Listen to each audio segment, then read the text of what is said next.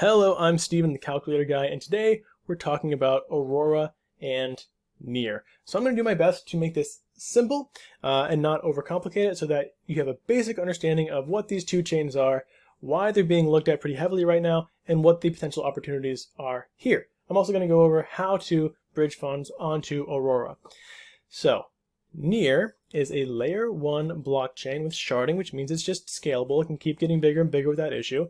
And it has proof of stake with various assets payable, which means that when you have people who are doing validation, or rather people who are transcribing transactions onto the blockchain can be paid in a variety of different assets, which is neat and cool and new.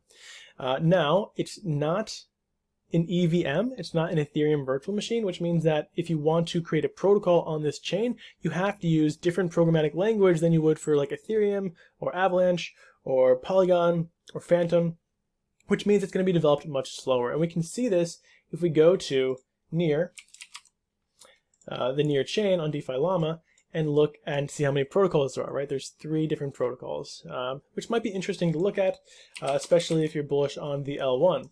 Now, Aurora is the L2, and you can see there are way more protocols, and that's because it's an EVM.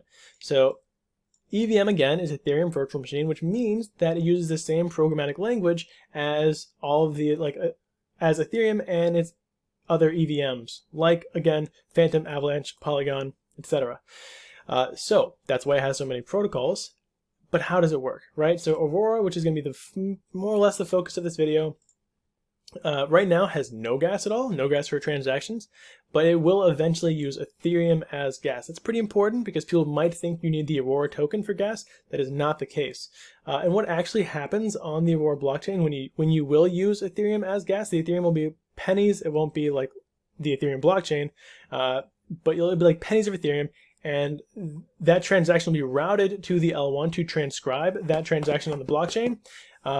And in the process, the Ethereum will be converted into Near to validate that transaction. So long term, I believe Near wants to, Aurora and Near want to make it the case, Aurora in particular, that any ERC20 token can be bridged over to Aurora and used, or major ERC20 tokens can be used as gas. And I think that's really cool, and it makes sense because if the Ethereum itself is not what's doing the gas payment, if it's just like being converted into Near to do the gas payment, then presumably you could do that with any token, right? And that would be really cool if you could pay gas in various different tokens, sort of like you can do on Luna. But I digress. Why are we looking at these two chains? They are interesting from a technical perspective, but we're not getting technical. We're looking sort of very base level. So there's $800 million to $1.2 billion dollars of incentives over the next few years for these chains. I'm going to include a few articles that you guys can look at. One of my favorites is one written by James. He also has a really nice video on this. I recommend watching that as well. And we're not going to go through all of this, but effectively, the incentive programs are going to be focused on these 6 areas: borrowing and lending, decentralized exchanges, stablecoins. What you're going to notice is all of these are protocols, right? So massive incentives pushed in to create protocols that will bring value to a chain, because when a chain does well, the foundations that sort of form that chain will do really well because they hold large portions of those coins or tokens, as well as they can invest early in any big protocol that's up and coming, and they will have a very good idea of which protocols are going to be successful and not successful. And if they incentivize, perhaps they get a portion of the protocol's tokens in return. There's a lot of different reasons why incentivizing is great, right? So if a foundation is making an $800 million investment or $1.2 billion investment in protocols, it's not because they're being charitable, it's because they expect a very large return on that investment in the multiple billions of dollars. So they incentivize protocols, and then protocols need to incentivize users. So we go from foundations incentivizing protocols to populate the chain and to make the chain sort of a place to go and get yield. And then the protocols need to incentivize users so that the protocols themselves get money, revenue, right? So an AMM, like Tri Solaris, for example, which is a swap plus farming protocol. I mean, all exchanges are farming protocols as well in DeFi. It gains money from each swap. So every time someone swaps between 2 assets, there's a fee, and that fee gets paid to Tri Solaris, right? Which is really good. That's why Solaris wants you to use their protocol. And you can see that they're doing very well, right? This is I forget how much, yeah, nearly $500 million in TVL. Incredible, right? By far the front runner. So I'm hoping that there's more being developed in the future for Solaris. We'll talk about them in a few seconds. I'm hoping for like borrowing and lending here, but right now what they have is really good. So protocols benefit from use. So they need to incentivize users to use them, which comes in the form of farm rewards or yield, right? Now you might think, okay, I know Steven hates farm tokens. Why would he ever go and farm Solaris? Well, you're right. However, not all farms are created equal. Trader Joe, for example, is not the same as some random farm popped up on Phantom that's going to be there for 2 weeks. I'm not going to name any of them because I don't want to throw any shade, but you get what I'm saying. So if we look at the Joe token, it's done pretty well, and it has like, I believe, $216 million market cap, whereas right now Solaris only has, I want to say, $50 million market cap. So there is theoretically a lot of room to grow if Solaris wants to be like the next Joe, and I believe that it does. So we'll see how that goes. We'll see how it grows. Didn't mean to rhyme there, but kind of did. So again, from the top, foundations incentivize protocols, protocols incentivize investors, investors win by going and grabbing those incentives and getting those yields by providing liquidity. So that's how it works, right? The protocol, the AMM in particular, these exchanges with the highest liquidity is going to have the smallest price impact on swaps, which means they're going to be used the most. Anyone who has a large bag is going to go to the protocol with the smallest price impact because of course you would. You don't want to lose funds just on swapping. That would be ridiculous. So that's basically how these incentive programs work. It's trickle-down economics in a way, from foundation to protocol to user. But you know, if you're searching these things and seeking them out, it can be very profitable. Now, we're not super early on Near. I will say that. Near, the token itself, has a $10 billion market cap. That's right, $10 billion. Now, so market cap may not be that important of an indicator here. I think Avalanche has a $20 billion market cap, but still, $10 billion is not nothing, right? But here's why it may be interesting to watch it grow. So currently, the Near token is the most utilized token for farms on the Aurora chain and on the Near chain, which means people, as they discover these opportunities, are going to purchase more Near in order to farm the rewards on these chains, which is going to appreciate the value of Near even more, as well as help those investors appreciate their investments through farm rewards. So I do think there's still room to grow for Near.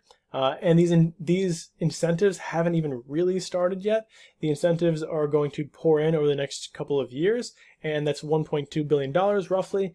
So we're going to see more protocols. Hopefully we see a money market, which is like Geist or Aave, where you can borrow and lend. I think Rose is trying to do that, but they're sort of in early stages. So we're not super early. I do want you guys to understand that, but we're not late by any means. So something to consider. All right, let's look at how really quickly. We're going to talk about Aurora because that is the most populated of these two blockchains, and it's really easy to bridge to because you can use your MetaMask. So the first thing you might want to do is just go to a random protocol on Aurora and connect your wallet. And what it will do is ask you if you want to add the Aurora blockchain to your MetaMask. And of course, you just say yes, and then it's done, right? Now you have the Aurora blockchain on your MetaMask, and you can switch to it and utilize it. Okay, so once you've done that, you want to go over to Rainbow Swap, which is right here, Rainbow Bridge, sorry. And on Rainbow Bridge, you want to click New Transfer, and you want to swap from your Ethereum wallet to your Aurora wallet. I mean, you're the same wallet, it's your MetaMask wallet, but from your Ethereum network to your Aurora network. Click Continue, then choose Ethereum. It's the only asset you can bridge. Put some amount, click Continue, accept the transaction. It should be pretty cheap. I bridged quite a bit of funds a couple days ago, yesterday actually, and also a few weeks ago. And it was less than $10 for me to bridge each time. So not bad at all. And then your funds will arrive in your Aurora wallet and you're ready to go. So what next, right? Which protocols should you be looking into? It's totally up to you in your own research, but Tri Solaris is the clear winner at the moment for AMMs, and I do believe it's going to maintain that hegemony on the chain.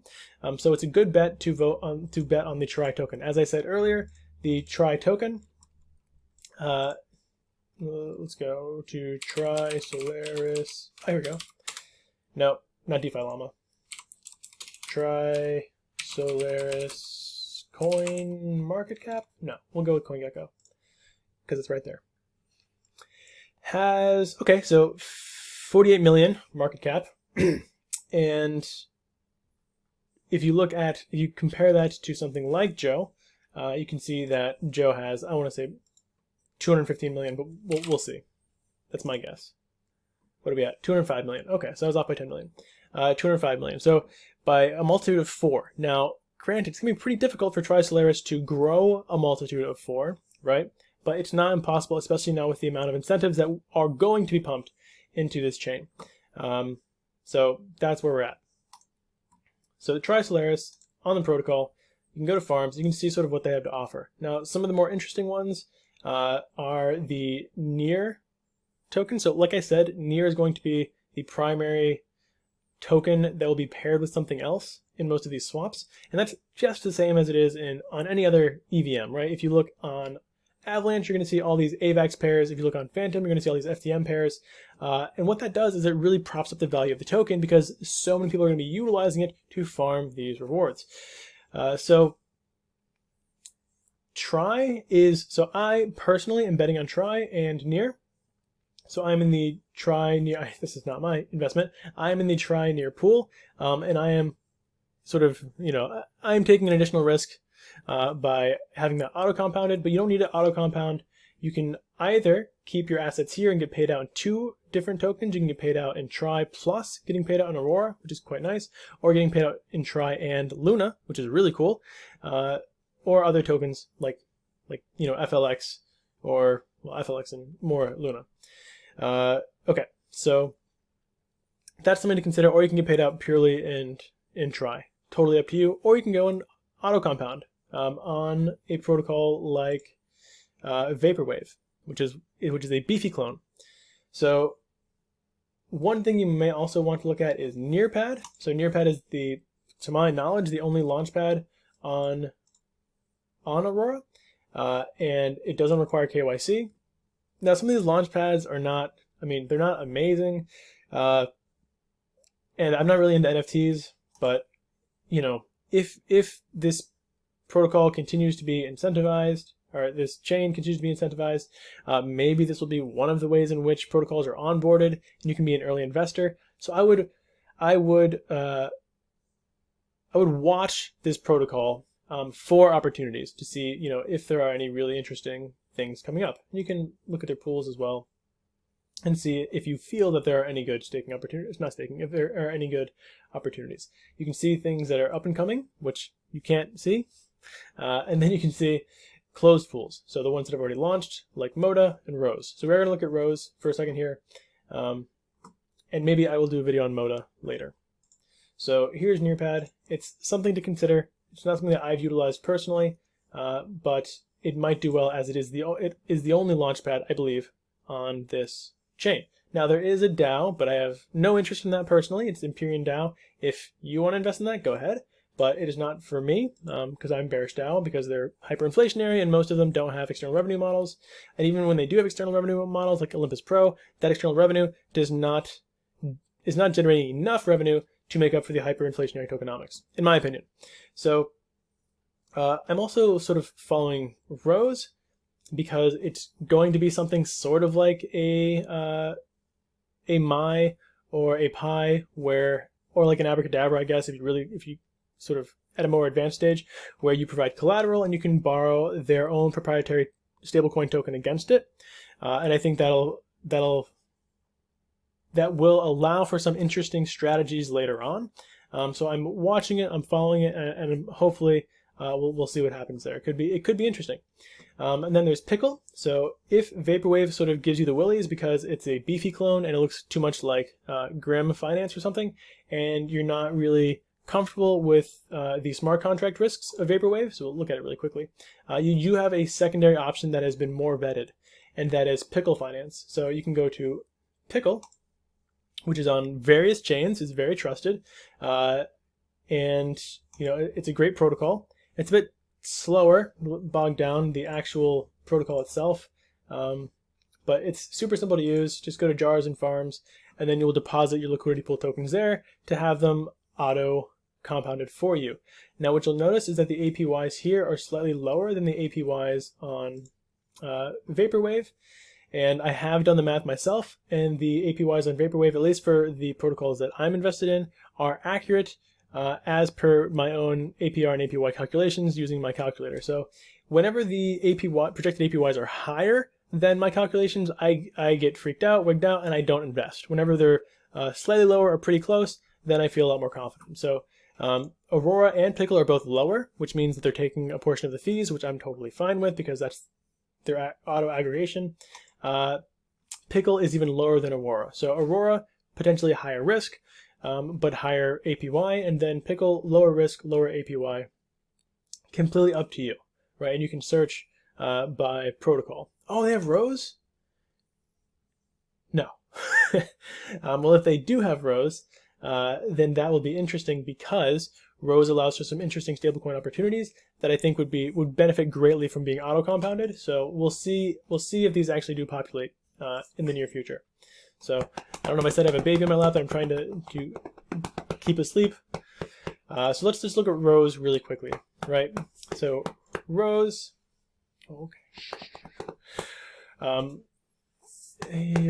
farms. You can see, right, there's UST for 32% APR. Now that 32% APR is broken into 22% rows, you're getting paid in rows, and then 10% paid directly in AT Luna, which I believe is actually UST, but I may be wrong on that. Then a Frax farm at 27%. If you compound these, you're going to get something closer to maybe 40% and 35% here. So needless to say, I do hope that those auto compounding opportunities do pop up on either Vaporwave or Pickle Finance for these stables. Additionally, it'll be interesting to see if there's just farming for stables or if we're actually going to see like a lending mechanism. Surely we're going to have some collateralizing if we have borrowing. So it'll be interesting to see how all that plays out. So that's basically it, right? We have Near, which is an L1, which does have 3 protocols. You can look into those. It's pretty interesting. The wallet setup is kind of difficult, but not impossible. All you have to do is know that you'll probably need to use a centralized exchange to onboard a bit of Near in order to set up your wallet initially. Then you have Aurora, the L2, with a bunch of different protocols. Both of these are going to be highly incentivized over the next few months and years. So hopefully that means a lot of good farm rewards and consistent returns, as well as potentially some sideways or upward action on the Near protocol, as well as some of the better plays on the Aurora blockchain. Farming is going to be the #1 pull at the moment, mostly because protocols are going to be heavily incentivizing liquidity. Now we can look at the Wana token and see, if it's a decent bet as being #2, the Wana swap. Let's try that again. But competing against something that's, multitudes, yeah, right. They're not having a good time. And it is also rather inflationary because of the really high reward rates. So take that for what it's worth. And then I will also include the links to the DeFi llamas. And yeah, that's it. So L1, L2, heavily incentivized, maybe a decent rotation play at this point in time. We can still see that the farming opportunities on Phantom are even doing well. I do imagine we're going to see a lot of forks coming onto Aurora soon, so pick your forks wisely. They are not all equal. You want to look for KYC, you want to look for audits, you want to look for teams that have been successful in the past. And you, of course, if you want to do long-term plays, you always want to look for external revenue models or genuine revenue models. AMMs have that built in because they get swap fees. Borrowing and lending platforms sometimes have those built in because they get fee revenue. But a lot of protocols are just Ponzi's. So do keep that in mind. All right. Thank you all so much for watching. I did post a Near and Aurora video on my Patreon yesterday, so if you do want to get things early, go ahead and join the Patreon. And I will do an update about the Discord. We do have a paid Discord now. Very excited about that in the coming weeks. So thank you for watching, and have a wonderful rest of your